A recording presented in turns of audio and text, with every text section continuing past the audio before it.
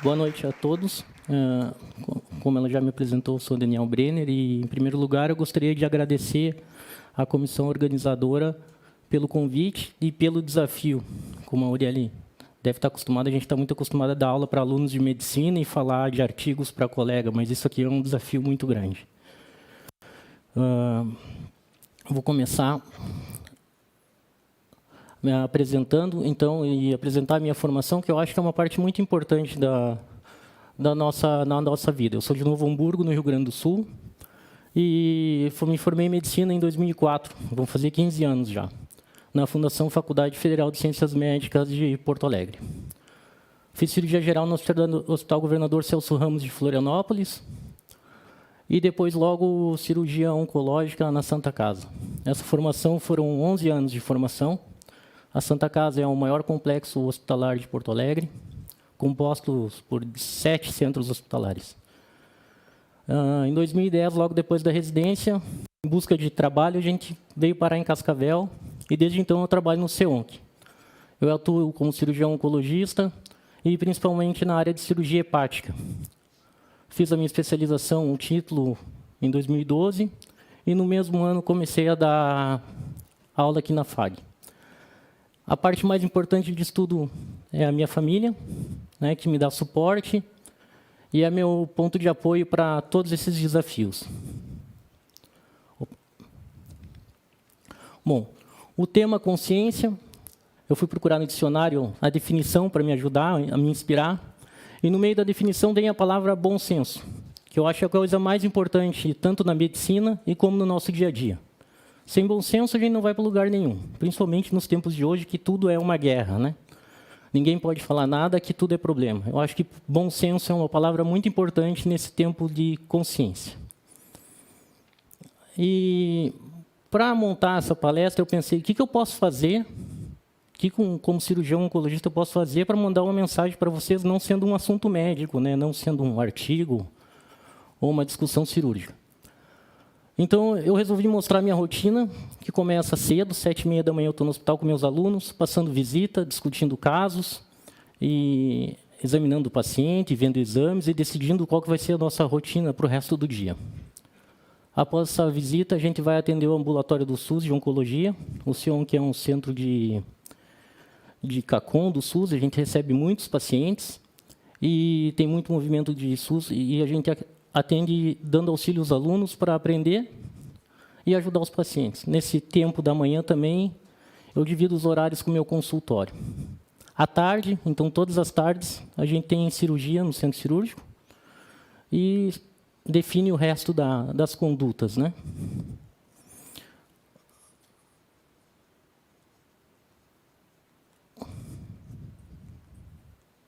Bom, qual que é o papel e o objetivo do oncologista no dia a dia, nessa rotina aqui? O que eu tenho que fazer? A principal parte é prevenir, né? Os exames de rotina, explicar para os pacientes o que faz mal, por exemplo, exame de colo de útero, mamografia, aquela coisa que a maioria das pessoas já deveriam saber, mas a gente tem que dar ênfase e tentar proteger os pacientes. Diagnosticar o câncer, né?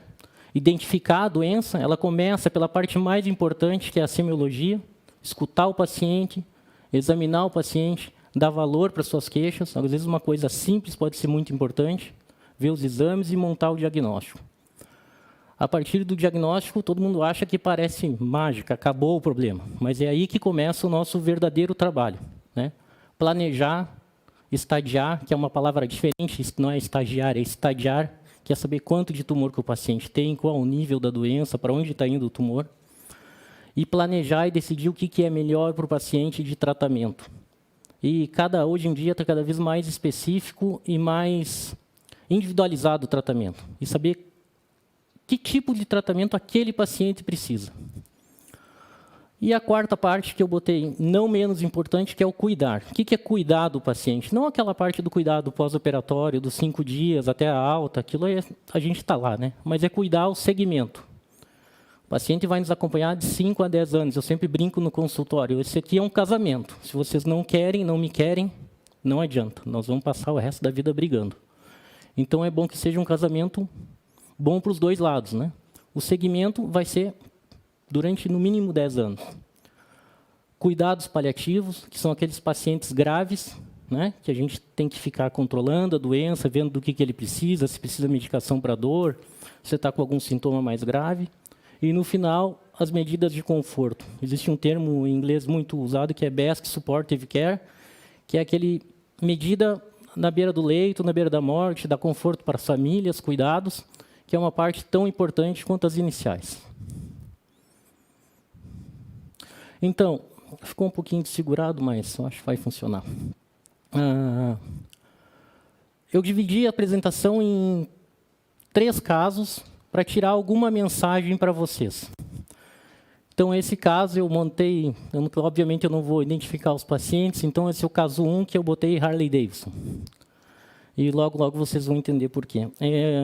É um paciente que foi meu paciente faz uns 2 anos, um colega dentista, uma pessoa de vida ativa, trabalhando. A esposa era cardiologista numa cidade aqui próxima. E veio ao meu consultório me procurar com um tumor de vias biliares e fígado muito avançado. Paciente com um prognóstico terrível, já tinha lido sobre a doença e sabia que ele ia viver de 6 a 9 meses com sorte, fazendo tratamento com cirurgia e quimioterapia e todos os cuidados possíveis. E foi um paciente que eu conversei muito, porque ele era uma pessoa muito querida.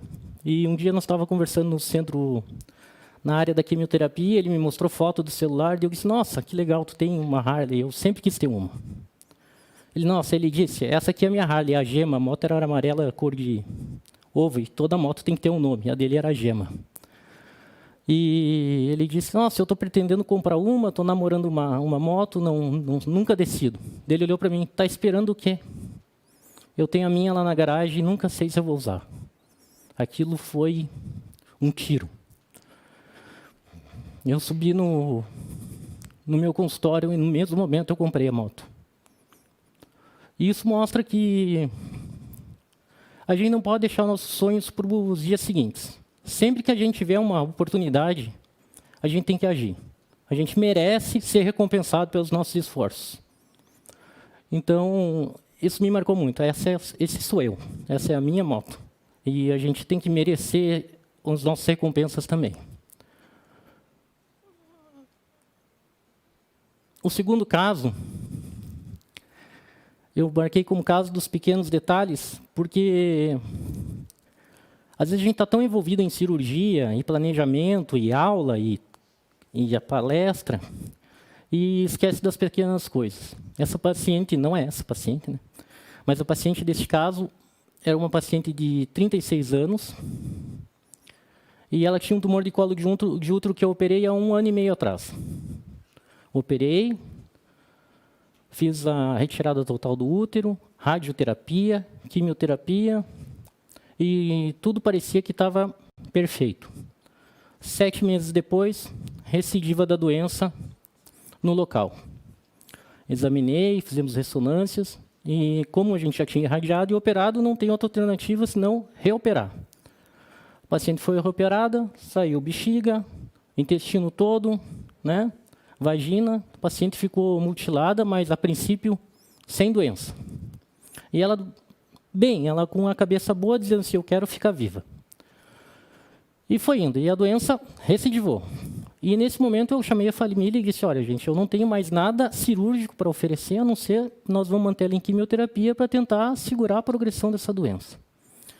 E foi indo alguns meses acompanhando, e faz umas 3 semanas, e eu ainda estava pensando no que eu ia apresentar para vocês aqui, ela voltou. Voltou na maca, caquética, com dor que não conseguia ter controle de jeito nenhum. Dor de não parar quieta, de se revirar na maca.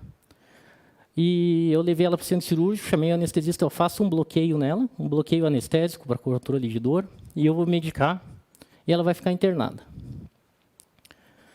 E daí, no outro dia de manhã, eu cheguei para passar visita com os alunos, a paciente disse, muito obrigado. Essa foi a primeira noite que eu durmo inteira em 35 dias. Então, por isso que eu botei os pequenos detalhes. Essa noite que ela dormiu, não vai contar um dia mais de vida para ela. Não vai contar um dia de mais de sucesso para mim no tratamento. Mas ela fez toda a diferença para a paciente naquele momento. Então, eu acho que quando a gente planeja as nossas coisas, não sei se alguém vai fazer medicina aqui, ou se alguém tem negócio, projetos, eu acho que os mínimos detalhes são importantes. Cada detalhe vai contar. Às vezes não para o resultado final, mas para aquele momento do planejamento vai ser importante.